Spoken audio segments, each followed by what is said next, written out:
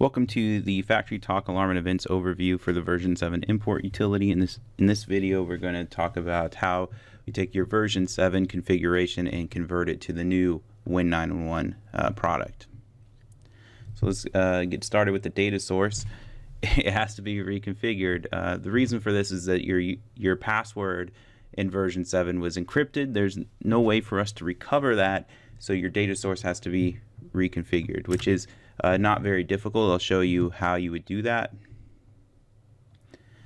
So on the left side you have your version 7 settings, and on the right are the new settings. First thing is your access name. If you want to keep that, that becomes your name. So it's just a name. It's actually kind of meaningless. It's just a way for you to organize your alarm and event connections. Next is your application. This has to match exactly. So whatever you had for your application name, this is your actual FactoryTalk application. Type it exactly as it was. Capitalization, spacing, all that matters. You have to choose your directory scope. So if you're on a network directory or a local directory, just select that there. And this is the part that was encrypted, so we couldn't bring your connection over. Whatever you had for your username and password, just enter them there. And once that's done, you can test the connection. And last thing, for ignoring bad or uncertain events, they're basically COM alarms. You can enable that. We call it good quality events only, which is basically the same thing, but it's the same features. So we'll ignore those. So you can see I've typed them all in here now. Next are your filters. They're going to be renamed subscriptions. These will be imported. So this information will be migrated over. So one of the differences between filters and subscriptions with the new product is you can reuse your subscriptions. So if you have multiple applications and you want to be able to use your subscription for several different applications, you can do that now. It may save you some setup time if you were ever doing a new install. These new filters filter on the same thing as version 7, which is the alarm name, alarm severity, I think they call it, and alarm class. So that is no different. So here is how those are brought over. I'll show you a mapping of that. On the left we have version 7, on the right we have the new product. Your tag name for the filter becomes the name of your new subscription. Granted, I know that tab says filter, but they are called subscriptions. So that is going to be mapped over there. And then if you click on the edit filter button, let me back up a little bit, the edit filter button that's over here, that's going to bring up your actual filter criteria. So if you were to click on that, you would see this screen. The criteria that you have in here is going to be moved over on the right side. So in this example, I've got filter on alarm name. I'm saying anything that has the words lift station in it, I want those alarms. So you can see we've replicated that on the right with a specific name filter set to wildcard and lift station. You'll notice there's a plus button there, so I can add multiple filter criteria for name for a single filter, which is a difference between the old product and the new product.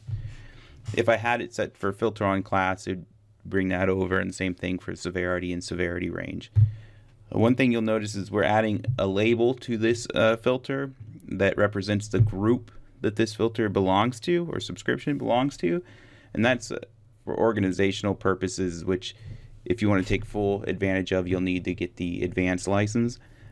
We're assuming you're on the interactive licenses if version 7 customers are able to upgrade to the new product if they have a valid support agreement. Subscription routes are how you assign a subscription to an application. So you have these subscriptions that can be reused across multiple applications, but you now need to take that subscription and apply it to an application. A subscription route is the screen where you do that. That's what we're calling them, subscription routes. When you assign those subscriptions to an application, you have to assign them to a strategy. A strategy is a list of rules for what Win911 should do given a certain alarm condition. So if you have a new alarm, we should call these people. If it changes alarm state, we should re-notify. And you can also choose things like when to stop notifying. So you'll need to take those subscriptions that were migrated and add them into your routes, your subscription routes for the application that you had to remake, or the data source that you had to remake. Alarms that come in can only match a single subscription. That's different from version 7. In version 7, if you had 3 filters that were all the same, you would get 3 duplicate alarms. That's not possible with the new product. So you have to think about how you're ordering your list. So, and what I mean by that is, if I have the first subscription route, have an alarm come through, it gets evaluated by that route and it matches it, then that alarm is going to get caught there and go to that particular strategy that the route is assigned to. If I didn't want it to get caught by that route, I wanted it to get caught by the second one, then I'm not going to notify who I wanted to notify for that particular alarm. So you got to kind of think about the order that you want it to be in. So here's a screenshot of what I'm talking about. So on the left you have a filter. On the right, this is a subscription route workspace. So we've already brought the subscriptions over, and this particular one's called lift stations, and we're associating it with the strategy on the right called mechanical room.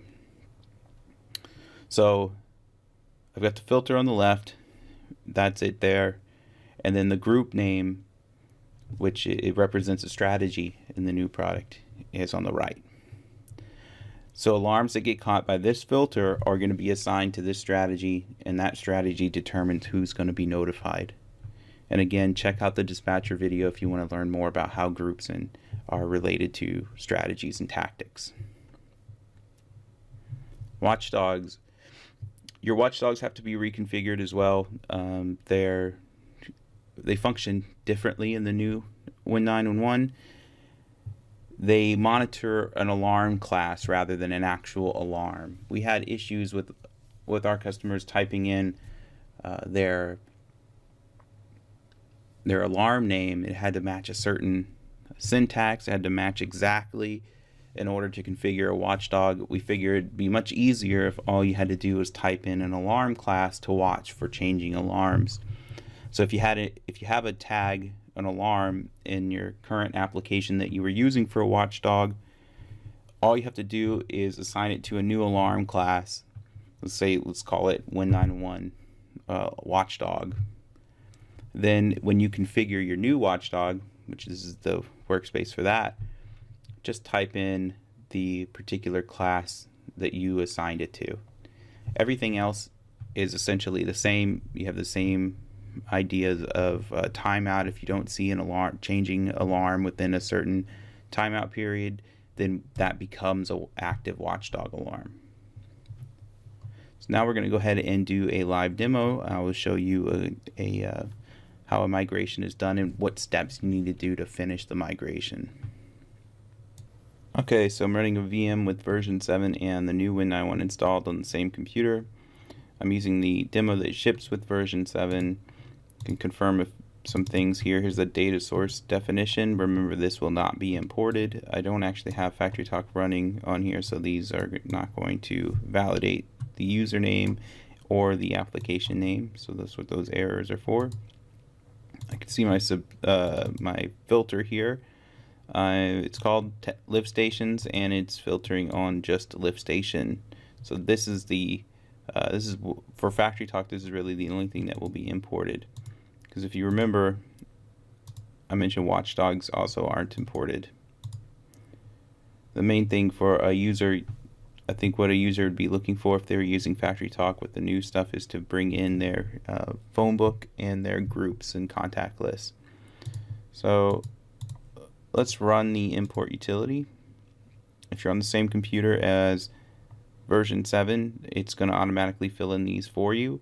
If you're not, you'll need to browse for those files. So that's the INI file and the MDB file. It's going to throw me an error telling me that I need to do additional configuration for the data source. I already know that, so I'll continue. It's going to give me a summary of what's going to be imported. There is my subscription. It's going to complete. I believe with this version it's going to throw me an error about iFix Watchdogs. It's a known issue. I'm not worried about it. I'm going to go to alarming in the new Win911, see FactoryTalk alarm at events, and I have my subscription here. It was imported. See, that's what it's going to filter on. And what I need to do now is recreate my data source. So if I'll go to applications, I can add it in. So if I go back into data source, just copy it. That's like there. Description wasn't there before. Directory scope is network. I need to put the application name exactly as it was.